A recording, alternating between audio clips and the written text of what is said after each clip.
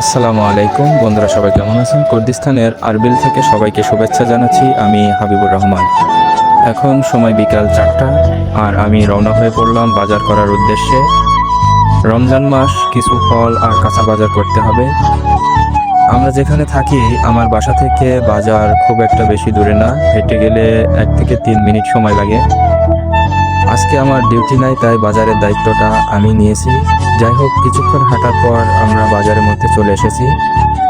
এটা হচ্ছে ফলের বাজার। এখানে ফলমূল অনেক কম দামে পাওয়া যায়, একদম টাটকা। আসলে এগুলোর দাম কম হওয়ার কারণ এগুলো এখানে উৎপাদন করা হয়। এই দেশে আপনি কোনো ভেজাল খাবার পাবেন না। বাংলাদেশে খাদ্যদ্রব্যে ব্যাপক হারে ক্ষতিকর কেমিক্যাল ও ভেজাল মিশ্রণের ফলে জনস্বাস্থ্য মারাত্মক ঝুঁকিতে রয়েছে। মাছ, দুধ, শাকসবজিতে ফরমালিন, কেমিক্যাল ও কৃত্রিম রং মেশানো হচ্ছে, যা ক্যান্সার, ডায়াবেটিস ও কিডনি রোগের কারণ। খাদ্যে ভেজাল বর্তমান সময়ে সবচেয়ে বড় উদ্বেগগুলোর একটি। অর্থনৈতিক লাভের আশায় অসাধু ব্যবসায়ীরা খাবারের পুষ্টিগুণ নষ্ট করে মারাত্মক বিষাক্ত উপাদান মেশাচ্ছে। এই দিক দিয়ে এদেশ অনেক এগিয়ে।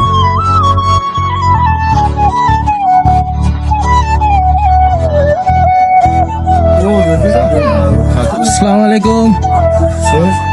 4 কিলো بس هذا بدوس هزارة كاكا درجة أوكا درجة أوكا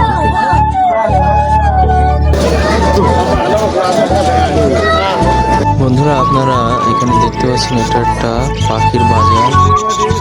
এখানে বিভিন্ন প্রজাতির পাখি বিক্রি করা হয়। কুর্দিস্তান অঞ্চলটি 370টিরও বেশি প্রজাতির পাখির এক সমৃদ্ধ আবাসস্থল।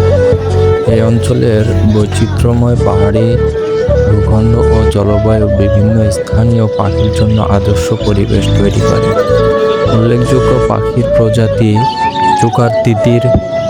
এটি কুর্দিস্তানের অত্যন্ত পরিচিত পাখি এবং ইরাক ও পাকিস্তানের জাতীয় পাখি হিসেবে স্বীকৃত।